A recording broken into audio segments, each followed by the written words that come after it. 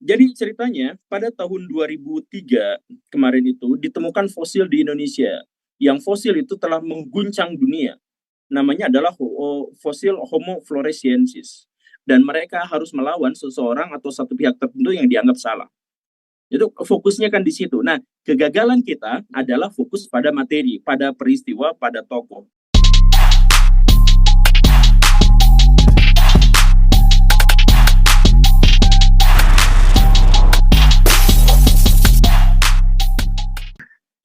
Assalamualaikum warahmatullahi wabarakatuh. Coba, suara saya terdengar dengan baik nggak? Di saya sangat terdengar dengan baik. Oke. Pembicara yang barusan Pak Asep itu seringkali terputus-putus di saya, nggak tahu di tempat yang lain. Saya ucapkan pertama lagi-lagi Assalamualaikum warahmatullahi wabarakatuh. Semoga semuanya dalam kondisi baik-baik saja dan semoga yang sekarang lagi sakit, lagi tidak baik, lagi kering keuangannya, semoga semuanya bisa pulih dalam waktu yang cepat. Kita sekarang akan berbicara tentang bagaimana memahami prinsip-prinsip kepahlawanan, dan Bapak yang barusan, Pak Asep itu berbicara tentang konteks sejarah. Saya mohon maaf tanpa mengurangi rasa hormat pada beliau, tapi memang ada beberapa yang harus dikoreksi. Di antaranya adalah bahwa wilayah Indonesia tidak sepanjang dari London sampai Tokyo tentu saja ya. Kalau misalkan mau dihitung-hitung dengan bentuk yang seperti itu ya sekitar 5.000 kilometer, berarti dari London sampai New York lah, itu kurang lebihnya segitu, nggak sampai ke ini. Tapi apapun itu, saya apresiasi luar biasa Pak Asep tadi karena semangatnya luar biasa, keinginannya yang besar untuk menyebarkan pemahaman-pemahaman sejarah yang baik kepada masyarakat agar bisa menginspirasi kehidupan saat ini dan di masa depan. Saya pengen menyoroti begini. Indonesia itu adalah salah satu negara yang tidak terlalu banyak meninggalkan catatan tertulis, dan karena itu maka Indonesia itu sebenarnya adalah negara yang kaya akan interpretasi sejarah, bukan kaya akan catatan sejarah. Catatan kita tidak banyak, jumlahnya sangat sedikit, dan dari sedikit itu juga kebanyakan disimpannya di negara yang lain. Karena kalau misalkan disimpannya di negara kita, itu banyak dicolong dan banyak yang hilang dengan saya mohon maaf, banyak orang yang komplain kenapa sumber-sumber sejarah kita itu disimpannya di Belanda, kenapa sumber-sumber sejarah kita itu disimpannya di luar negeri, kenapa nggak dikembalikan ke Indonesia. Justru saya sangat senang ketika disimpannya di luar negeri, karena ketika disimpan di Indonesia ada banyak sekali pengalaman yang menunjukkan bahwa ketika sumber-sumber sejarah itu disimpan di sini, kita hilang atau rusak. Atau bahkan ada banyak prasasti, ada patung-patung bersejarah yang kemudian dicuri dan kemudian ditukar dengan hasil teknologi modern. Ya, parah lah. Jadi pemahaman kita dan pemaknaan kita dan kesadaran kita terhadap sejarah negara ini memang tidak terlalu baik, tidak terlalu besar. Nah, ini yang akan saya soroti. Kenapa bisa seperti itu? Kenapa nilai-nilai sejarah kita itu menjadi tidak terlalu populer? Tadi Pak Asep berbicara panjang lebar tentang betapa ruginya kita, tentang museum yang sedikit dikunjungi, tentang bagaimana penilaian kita terhadap masa lalu yang dianggap membosankan dan sebagainya. Nah, sekarang kita akan bahas kenapa bisa sampai seperti itu. Kenapa masyarakat kita menjadi alergi terhadap sejarah, kenapa masyarakat kita menjadi biasa-biasa aja, tidak terlalu paham terhadap sejarah, padahal sejarah itu punya nilai-nilai yang bisa kita ambil dan bisa menjadikan modal untuk masa depan yang lebih baik. Saya akan sampaikan beberapa poin. Kenapa kita gagal untuk memahami sejarah? Yang pertama itu adalah karena kita fokus pada tokoh-tokoh, fokus pada peristiwa-peristiwa, tetapi kita tidak fokus pada esensi sama sekali. Ini masalah utamanya. Jadi saya harus sebutkan bahwa Indonesia itu adalah salah satu negara yang sangat unik karena memiliki pahlawan nasional paling banyak di seluruh dunia. Paling banyak, ratusan, dan tidak ada negara lain yang jumlah pahlawan nasionalnya lebih dari seperempatnya, lebih dari sepuluhnya Indonesia tuh nggak ada. Indonesia tuh banyak sekali pahlawan nasionalnya. Kenapa bisa menjadi seperti itu? Karena sebenarnya itu adalah salah satu alat perekat. Karena Indonesia terdiri dari banyak suku bangsa, banyak bahasa, multikultural dan multi etnis, maka sebuah kewajiban dan sebuah keniscayaan agar kita itu harus merekatkan persatuan kita itu dengan simbol-simbol sejarah. Nah, jadi pahlawan nasional itu sebenarnya adalah simbol-simbol sejarah dalam hal ini. Nah, tetapi kenapa kita tidak paham tentang pahlawan-pahlawan itu? Karena kita terlalu banyak fokus pada tokoh-tokoh dan peristiwa-peristiwa. Saya ingat betul waktu saya menjadi siswa di sekolah, guru itu mengajarkan kepada kita, anak-anak, Pangeran Diponegoro melakukan perlawanan pada Belanda pada tahun 1825 sampai 1830. Kemudian ditangkap begini begitu dan sebagainya gitu ya. Nah, ini masalah utamanya. Jadi kita itu fokusnya adalah pada detail-detail fakta, fokusnya itu adalah pada pahlawan nasional dan lain sebagainya. Sebenarnya jadi masalah itu adalah manusia tidak mungkin bisa menemukan relevansi atas peristiwa-peristiwa di masa lalu kalau misalkan gagasan untuk menyampaikannya itu adalah gagasan tentang fakta-fakta, tentang detail-detail yang ada di masa lalu. Kan masa lalu itu bisa menjadi relevan kalau dia itu memang memiliki relevansi dengan sekarang dan inspiratif. Jadi saya pengen tekankan, bukan soal Pangeran Diponegoronya yang harus dicatat kapan dia meninggal, kapan dia lahir, siapa pembantunya, siapa bapaknya, dan sebagainya, bukan itu. Itu adalah pengantar saja. Yang paling pentingnya itu adalah kenapa Pangeran Diponegoro sampai mau melakukan perlawanan pada Belanda. Kenapa Pangeran Diponegoro udah tahu bahwa pasukannya lebih sedikit, bahwa pasukannya tidak maju, bahwa organisasi pasukannya juga biasa-biasa saja, bahwa logistik mereka, bahwa persenjataan mereka, arsenal mereka, meriam mereka, bedil mereka, semuanya tidak bisa mengimbangi Belanda, tetapi Pangeran Diponegoro tetap melakukan perlawanan pada Belanda.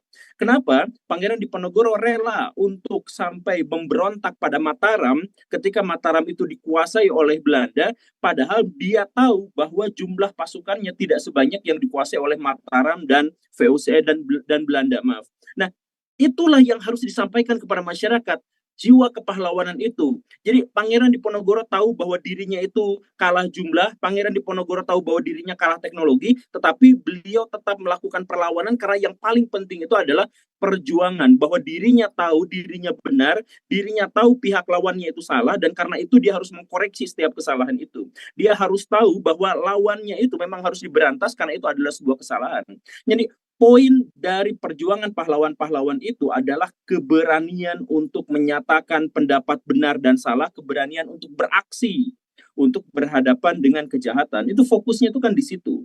Nanti cerita-cerita belakangan tentang misalkan Pangeran Diponegoro bersama dengan Kiai Maja, Pangeran Diponegoro kemudian ditangkap saat Idul Fitri dan sebagainya, itu adalah cerita-cerita yang bisa kita narasikan untuk bisa menjejalkan pada pikiran kita tentang kronologi peristiwanya. Jadi maknanya dulu baru peristiwanya. Karena gini Baraya, otak manusia itu hanya akan menyimpan sesuatu yang penting, hanya akan menyimpan sesuatu yang relevan untuk kehidupannya. Kalau tidak, maka dia akan dilupakan sama sekali. Jadi misalkan gini, Baraya di sini dipaksa untuk belajar pada tahun berapakah Imam Bonjol melakukan perlawanan pada Belanda? Ada kemungkinan bahwa setelah diajarkan berkali-kali pun itu akan lupa. Kenapa seperti itu? Karena otak pada waktu itu tidak menemukan maknanya apa. Ini berbeda misalkan dengan ada bapak-bapak umur 50 tahun. Ditanya, kapan dia menikah dengan istrinya? Dia menjelaskan pada tahun sekian 30 tahun yang lalu misalkan. Bahkan dia masih ingat pesta pernikahannya seperti apa, dia masih ingat tamu undangan yang datang seperti apa, dia masih ingat warna tendanya seperti apa. Kenapa? Peristiwa yang 30 tahun yang lalu itu masih dia ingat. Sedangkan materi yang diajarkan di sekolah berulang-ulang tetap dilupakan. Masalahnya adalah pemaknaan. Si bapak yang tadi merayakan si bapak yang tadi itu mengingat tentang pernikahannya, dia menganggap bahwa pernikahannya itu bermakna, dan karena itulah maka dia akan mengingat terus-terusan seumur hidupnya. Tetapi kalau misalkan kita hanya mengajarkan Pangeran Diponegoro melakukan perlawanan pada Belanda pada tahun sekian, Imam Bonjol melakukan perlawanan pada Belanda pada tahun sekian, Kapten Patimura melakukan perlawanan pada Belanda di tempat anu pada tahun sekian dan sebagainya, Itu tidak ada maknanya. Dan ini adalah salah satu kelemahan dan kesalahan terbesar kita dalam memahamkan sejarah kepada anak-anak kita. Sampaikan kepada anak-anak kita bahwa dari pelajaran sejarah yang paling penting itu adalah dia identitas kita. Dia adalah masa lalu kita. Dan karena masa lalu kita, maka dia terikat pada hukum sebab akibat yang menciptakan kita sekarang. Jadi keberadaan kita sekarang itu berasal dari masa lalu. Camkan kepada anak-anak bahwa pahlawan-pahlawan nasional melakukan perlawanan begini dan begitu, itu bukan gara-gara cari nafkah, bukan gara-gara mereka tahu mereka akan menang, bukan gara-gara apa, tetapi gara-gara mereka tahu atau mereka sadar bahwa dirinya benar dan mereka harus melawan seseorang atau satu pihak tertentu yang dianggap salah. Itu fokusnya kan di situ. Nah, kegagalan kita adalah fokus pada materi, pada peristiwa, pada tokoh. Makanya kalau misalkan Pak Asep tadi mencak-mencak, marah-marah dan merasa kecewa luar biasa karena bangsa Indonesia ternyata tidak paham terhadap sejarahnya, ya karena kita memang gagal untuk menyampaikan sejarah yang memang inspiratif gitu. Itu fokus pertama kenapa kita salah. Kemudian yang kedua adalah kenapa sejarah kita menjadi tidak laku? Kenapa pahlawan-pahlawan nasional di masa lalu kita itu tidak memberikan inspirasi buat kita? Yang kedua itu adalah karena sejarah kita itu terlalu dipolitisir. Politik-politik kita itu terlalu mengintervensi sejarah kita. Jadi bayangkan aja, pelajaran sejarah itu adalah pelajaran yang hampir 3 tahun sekali diganti. Diganti apanya? Materinya. Jadi misalkan terkait dengan peristiwa G30S, apakah dimasukkan G30S PKI atau tidak dimasukkan G30S saja gitu. Apakah seperti itu? Itu kan sebenarnya benar-benar kacau, benar-benar artinya politik kita itu telah menggeser dan menggusur sejarah kita agar tetap ada di bawah naungannya. Dan karena itulah maka sejarah yang tidak lagi bisa menginspirasi karena sejarah itu ada di bawah wewenang para politisi, maka itu menjadi sejarah yang membingungkan, menjadi ambigu dan pada akhirnya tidak banyak yang meminati. Saya sangat berharap bahwa sejarah kita itu tetap merdeka, dikuasai dan dipimpin oleh para akademisi, sehingga kita benar-benar bisa memahami dan menghayati apa-apa yang terjadi di masa lalu tanpa kita harus langsung melibatkannya pada dimensi-dimensi politik praktis. Gitu. Ini tolong sampaikan saya kepada para pejabat-pejabat itu supaya sejarah tidak digonta-ganti terus materinya hanya gara-gara ganti menteri gitu ya. Itu adalah poin kedua kenapa sejarah kita itu menjadi tidak seru gitu. Kemudian kenapa sejarah kita itu tidak seru? Kenapa pahlawan-pahlawan nasional kita itu gagal memberikan inspirasi kepada masyarakat di Indonesia saat ini? Adalah karena sejarah itu selalu dipahami abstrak. Jadi maksudnya gini, sebentar, suara saya masih terdengar nggak? Kalau di saya sangat jelas. Oke, sip. Saya lanjutkan poin yang ketiga ya. Kenapa sejarah kita itu tidak terlalu masuk ke dalam masyarakat kita? Karena sejarah kita itu diajarkan secara abstrak gitu, dan diajarkan sebagai bagian yang terpisah dari kehidupan kita. Kalau misalkan kita tahu misalkan Imam Bonjol meninggal tahun berapa, apa faedahnya buat kehidupan kita sehari-hari? Kan kita tidak bisa menemukan itu gitu dan tidak diajarkan untuk itu dan itu adalah sebuah kesalahan. Kalau misalkan kita dikasih tahu bahwa misalkan Soekarno melakukan upaya merumuskan Pancasila pada tanggal sekian bersama orang ini, bersama orang ini, bersama orang ini, apa relevansinya buat kita? Kita itu menganggap bahwa sejarah itu adalah sesuatu yang abstrak, sesuatu yang beda dimensi dengan kehidupan kita, dan karena itu maka kita sangat kesulitan untuk menemukan maknanya. Sejarah itu harus dikonkretkan dalam artian bahwa sama seperti Pak Asep tadi itu, yang paling penting sebenarnya dari belajar sejarah itu adalah bukan menghafal materi-materi di masa lalu. Yang paling penting dari pelajaran sejarah itu adalah gimana caranya agar kita di masa depan masuk ke dalam buku sejarah. Gimana caranya agar di masa depan itu kita memiliki nama yang disebutkan memiliki kontribusi besar terhadap peradaban dunia, terhadap kemanusiaan, terhadap jiwa bangsa, dan hal yang semacam itu. Jadi fokusnya itu adalah begitu. Jadi kalau misalkan diceritakan bahwa Dewi Sartika adalah pahlawan nasional Indonesia, pahlawan perempuan dari suku Sunda, karena dia telah memberikan pendidikan bla bla bla dan sebagainya. Ya, itu adalah abstraknya. Lalu bagaimana cara konkretnya? Konkretnya itu adalah dorong perempuan-perempuan di masa kini juga untuk berjuang sama seperti Dewi Sartika. Dewi Sartika itu adalah anak pejabat, tetapi walaupun anak pejabat, dia justru malah menggunakan fasilitas yang dimilikinya, privilege yang dimilikinya, untuk membesarkan perempuan-perempuan tanpa melihat status, tanpa melihat batasnya. Dia bikin di istananya itu, dia bikin di pendoponya itu tempat belajar buat siswa-siswa. Misalkan yang seperti itu. Jadi dorong masa lalu itu untuk menginspirasi hari ini agar di masa depan kita menjadi orang yang berjaya. Jadi kalau misalkan kita bertemu dengan Pangeran Diponegoro, misalkan bukan untuk dihafalkan, tetapi fokusnya adalah bahwa Pangeran Diponegoro itu seperti yang tadi dibilangkan, dia mengetahui dengan jelas bahwa prajuritnya kalah teknologi, prajuritnya kalah prosedur, prajuritnya kalah jumlah. Karena yang dihadapinya itu adalah Belanda plus Mataram yang pada waktu itu sudah dikuasai, sudah diintervensi. Jumlahnya kalah, tetapi beliau tetap melawan. Jadi bagaimana ceritanya agar kita tetap kritis, bagaimana ceritanya agar kita tetap rela berjuang, bagaimana caranya agar kita tidak hanya rebahan saja di rumah kemudian mengklik jadi kritikus di media sosial bla bla bla begini dan sebagainya. Bagaimana caranya agar kita berkarya, memiliki langkah nyata. Itu kan yang paling poinnya itu seperti itu. Ketika ketika Kapten Patimura melakukan perlawanan, apa yang menjadi pemicunya? Karena dia melihat suku bangsanya, dia melihat orang-orang yang dekat dengannya, dia melihat masyarakatnya itu disuruh begini dan begitu, dieksploitasi, tetapi ternyata tidak diberikan apapun. Jadi dikhianati janjinya, kemudian dieksploitasi dan sebagainya. Itulah awalnya kenapa beliau akhirnya melawan penjajah Belanda. Jadi kenapa kita tidak menjadi orang-orang yang seperti itu? Kenapa? Karena sejarah selalu dipahami sebagai dimensi lain, dunia lain yang jauh di sana, yang kita tidak terlibat di situ. Padahal kita sangat berpotensi sekarang untuk menjadi pahlawan-pahlawan baru di masa sekarang. Karena apa? Karena masalah yang ada sekarang itu sama besarnya seperti masalah di zaman penjajahan dulu kala itu. Begitu. Jadi gini, ya kita berbicara dulu soal kemerdekaan yang tadi itu. Apa itu sebenarnya merdeka?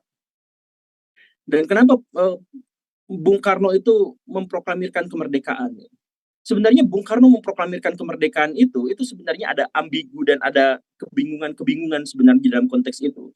Kalau misalkan dikatakan bahwa Bung Karno itu memerdekakan Indonesia 17 Agustus 45 dengan proklamasinya itu, berarti sebenarnya Indonesia sudah dianggap sudah ada sebelumnya dan kemudian memerdekakan diri. Tetapi pada faktanya Indonesia tidak pernah dikenal oleh masyarakat dunia sampai tahun 1949. Jadi maksudnya bagaimana? Jadi maksudnya pada waktu itu sebenarnya Bung Karno itu bukan memerdekakan, tetapi melahirkan negara baru dalam sudut pandang ini, dalam kriteria ini. Nah, jadi kalau misalkan kita berbicara tentang kemerdekaan bangsa Indonesia, yang dipahami dan yang dilakukan oleh Bung Karno itu adalah memerdekakan Indonesia secara politik. Nah, apakah rakyat Indonesia sudah merdeka? Yang dimaksud dengan merdeka itu adalah bahwa kita bisa mengambil keputusan dan kesimpulan sendiri tanpa tergantung pada pihak lain. Itulah yang dimaksud dengan merdeka.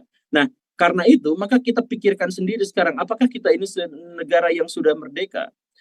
Kemarin, ketika Uni Eropa itu memberlakukan sebuah kebijakan yang menyebut bahwa mereka tidak akan ambil produk-produk yang dianggap dihasilkan dari perusakan lingkungan. Dan karena itu maka mereka menolak sawit Indonesia karena dianggap sawit Indonesia itu merusak lingkungan. Nah, Indonesia kalang kabut, Indonesia marah-marah, dan Indonesia berdebat. Kenapa seperti itu? Karena Indonesia tidak boleh atau dihalang-halangi atau diperberat kalau misalkan mau jual kelapa sawit ke sana atau minyak sawit ke sana. Kita marah-marah. Nah, artinya apa? Artinya dalam konteks ini kita belum merdeka. Kita belum merdeka itu artinya adalah ekonomi kita ternyata tergantung pada pihak asing. Maksud saya adalah ada berapa juta orang di Indonesia yang bergantung hidupnya pada sawit, tetapi sawit itu kemudian dihalang-halangi oleh Uni Eropa dan akhirnya kita panik. Nah, itu menunjukkan apa? Menunjukkan bahwa sumber daya kita untuk makan, untuk minum, dan sebagainya itu tergantung pada asing. Kalau misalkan kita sudah benar-benar merdeka, ya kalau misalkan pihak asing nggak mau beli yang kita, ya udah nggak apa-apa. Kita bisa kok hidup tanpa mereka, kan bisa seperti itu. Nah, jadi apa? Jadi kemerdekaan yang diproklamirkan oleh Bung Karno itu adalah kemerdekaan politik, tetapi kita belum bisa mencapai kemerdekaan itu dalam masyarakat kita, dalam kebangsaan kita, dan sebagainya. Dan karena itulah, maka pahlawan-pahlawan nasional di masa lalu itu yang telah memberikan inspirasi kita untuk melakukan perjuangan, yang telah memberikan dorongan kepada kita untuk misalkan untuk melakukan perlawanan-perlawanan terhadap kejahatan, itu harus kita gunakan sekarang. Apakah dengan perang? Ya tentu saja tidak dengan perang. Maksud saya adalah ketika mereka dulu rela mengorbankan jiwa dan raganya untuk kemajuan bangsa, maka kita di zaman sekarang harus juga rela untuk memperjuangkan itu dengan jiwa raga kita. Dengan perang itu tidak relevan, tetapi dengan misalkan dengan baca buku yang banyak sehingga kita bisa memberikan kontribusi positif terhadap pendidikan di Indonesia, dengan mendirikan yayasan, dengan bikin webinar seperti ini, dengan bikin peraturan-peraturan yang memajukan bangsa Indonesia, bikin penemuan-penemuan, bikin jurnal ilmiah dan sebagainya. Nah, itulah yang harusnya dikembangkan oleh masyarakat Indonesia dengan dorongan-dorongan dari masa lalu kita, dorongan-dorongan dari pahlawan-pahlawan masa lalu kita. Jadi sekali lagi bukan menerapkan, bukan menempatkan pahlawan-pahlawan itu sebagai orang-orang di masa lalu yang beda dimensi dengan kita, yang hanya harus dihafal latar belakangnya, harus dihafal tentang nama-namanya, peristiwanya dan sebagainya, bukan hanya itu. Buat sejarah itu menjadi sangat relevan buat kehidupan sehari-hari. Kemudian kesalahan berikutnya dalam kita memahami sejarah itu adalah bahwa kita menjadikan sejarah sebagai cerita konflik. Itu poin pentingnya.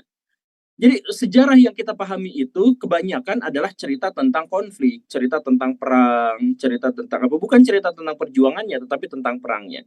Sekarang mari kita lihat dalam kacamata yang lebih positif. Saya tanyakan ini kepada guru-guru sejarah dan saya tanyakan kepada orang yang bikin kurikulum sejarah. Saya sebenarnya sudah punya akses untuk bertanya ke sana, tapi saya pengen sampaikan di webinar ini. Semoga ada yang bisa menyampaikannya juga, biar yang menyampaikannya itu macam-macam gitu, banyak orang. Saya pertanyakan gini, kenapa sejarah Indonesia selalu dimulai dari Kerajaan Kutai? Sejarah Indonesia selalu dimulai dari Kerajaan Tarumanagara. Oh, karena sejarah itu dimulai dari catatan. Begitu kan? Banyak pernyataan yang seperti itu, karena bagaimanapun sejarah itu berasal dari catatan. Iya, masalahnya adalah, kalau misalkan sejarah itu berasal dari catatan, kenapa kita membahas tentang manusia purba?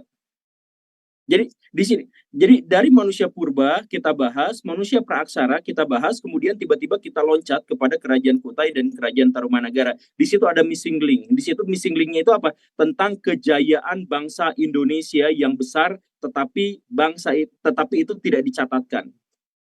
Baraya semua tahu nggak di sini bahwa seluruh kapal-kapal layar di seluruh dunia hampir tanpa kecuali itu blueprintnya itu adalah berasal dari kapal-kapal di Indonesia. Kapal India kah, kapal Cina kah, kapal Eropa. Kalau nonton Pirate of Caribbean yang seperti itu, lihat kapalnya, itu referensi utamanya, blueprintnya itu adalah dari Nusantara, dari Indonesia. Orang-orang Nusantara itu adalah orang-orang yang sudah mengarungi luasnya samudra sejak ribuan tahun yang lalu, datang dari Cina, bahkan ke Afrika, kemana-mana dengan kapal layar mereka, dan dari situlah mereka kemudian mengajari orang-orang tentang navigasi, ngajarin orang-orang tentang bagaimana caranya bikin perahu. Navigasi, sekarang misalkan kita hanya kenal zodiak, Taurus, zodiak Capricorn dan sebagainya. Zodiak itu munculnya dari mana? Zodiak itu sebenarnya muncul dari orang-orang di masa lalu yang berusaha menavigasi. Jadi bintang-bintang di luar sana itu navigasi sebenarnya. Dari mana pengetahuan navigasi itu? Dari para pelaut, diantaranya adalah para pelaut Nusantara. Nah, saking banyaknya kontribusi masyarakat Nusantara terhadap dunia, kita menemukan bahwa bahan-bahan yang digunakan oleh Firaun untuk memumikan dirinya sendiri itu adalah bahan-bahan yang hanya bisa ditemukan di Maluku. Di Mesopotamia sekitar 4.000 tahun yang lalu itu ditemukan sebuah kendi. Nah, ada tempat penyimpanan kendi. Yang kendi itu isinya adalah cengkeh. Dan cengkeh tidak pernah ditemukan di masa lalu dimanapun kecuali di wilayah Nusantara. Artinya wilayah Nusantara itu telah memberikan kontribusi terhadap masyarakat global. Itu sungguhan, itu nyata. Kenapa kita tidak pernah mencatatkan itu di buku sejarah kita? Karena apa? Karena fokus buku-buku sejarah kita itu adalah fokus pada konflik, fokus pada kedatangan Belanda, fokus pada pembentukan apa itu namanya VOC dan hal yang semacam itu. Kenapa kita nggak bongkar masa lalu kita yang jaya yang besar? Bahwa justru dengan kedatangan VOC itulah budaya kemaritiman kita menjadi hilang. Sejak VOC itu sejak Belanda itu memaksakan misalkan melalui Amangkurat, melalui apa bahwa Indonesia tidak boleh lagi berlayar, berlaut dan sebagainya, kita hilang budaya itu akhirnya. Ini saya tanya kepada seluruh orang yang bikin kurikulum sejarah di Indonesia, kenapa tema-tema tentang hal ini dihapuskan dari buku sejarah? Bahkan ngeri, saya ngeri gitu. Jadi saya cerita sedikit lagi ya, saya mohon maaf. Nah, waktunya 2 menit lagi buat saya. Jadi ceritanya pada tahun 2003 kemarin itu ditemukan fosil di Indonesia. Yang fosil itu telah mengguncang dunia. Namanya adalah fosil Homo floresiensis. Apa yang membuatnya mengguncang dunia itu adalah bahwa ukuran tubuhnya sangat kecil dan ukuran otaknya sangat kecil, hanya 320 cc. Kecil sekali dibandingkan dengan manusia modern 1400 cc, 1200 sampai 1400 cc. Anggaplah seperti itu. Nah, anehnya adalah si fosil itu walaupun otaknya kecil, dia diperkirakan mampu menghasilkan peradaban yang sama seperti manusia modern. Di antaranya adalah bahwa mereka bisa bikin jebakan, mereka bisa bikin anak panah, mereka bisa bikin alat-alat tajam, mereka bisa membuat alat-alat batu dan sebagainya yang diperkirakan kecerdasannya itu serupa dengan manusia modern. Nah, para ilmuwan pada waktu itu geger dan kaget bagaimana ceritanya otak kecil dari Homo floresiensis itu yang kurang lebih hanya setara dengan orang utan itu atau bahkan lebih bawah sebenarnya lebih kecil daripada orang utan, setara dengan kera-kera kecil tetapi memiliki kecerdasan yang sama seperti manusia modern. Sampai sekarang itu belum terpecahkan. Sampai sekarang itu masih menjadi perdebatan di dunia internasional. Gitu kan? Itu faktanya. Yang luar biasanya adalah walaupun itu ditemukan di Indonesia, walaupun itu menggegerkan dunia, tetapi buku sejarah kita baru memasukkan tentang Homo floresiensis 10 tahun kemudian. Dan sampai sekarang bahkan tidak banyak dibahas. Padahal itu kan bagian dari khasanah Indonesia, itu adanya ditemukan di Indonesia, bahkan seluruh suku bangsa di Indonesia kenal sama makhluk-makhluk kerdil. Katakanlah namanya Ibu Gogo, katakanlah namanya Ohang Pandak, katakanlah namanya apa segala rupa gitu suku Mante di seluruh dunia, di seluruh Indonesia kita punya cerita tentang orang-orang kerdil. Dan fosilnya juga ditemukan di Nusantara, yaitu di Nusa Tenggara Timur, Homo floresiensis. Tetapi baru masuk buku sejarah 10 tahun kemudian dan kita tidak membahasnya. Artinya banyak sekali sejarah-sejarah kita yang fokusnya itu adalah untuk memberikan inspirasi masa depan, kita itu ternyata malah tidak diceritakan, malah tidak diwartakan kepada masyarakat kita secara umum. Dan akhirnya apa? Sejarah kita menjadi membosankan, sejarah kita menjadi membingungkan, dan sejarah kita tidak relevan dalam kehidupan sehari-hari. Karena yang menginspirasi kita, yang mendorong kita untuk melakukan perubahan, yang mendorong kita untuk melakukan perbuatan, itu justru malah tidak diceritakan. Oke, waktunya sudah habis tepat 30 menit. Silakan diserahkan kepada moderatornya. Hatur nuhun, Pak Guru Gembul sudah berbagi dengan kita semua berkaitan dengan fakta-fakta sejarah yang memang perlu kita, kalau kata orang Sunda diguardei gitu ya, kita buka kembali sehingga bisa menjadi common knowledge, menjadi sebuah pengetahuan yang mampu bisa diketahui oleh masyarakat yang lebih luas.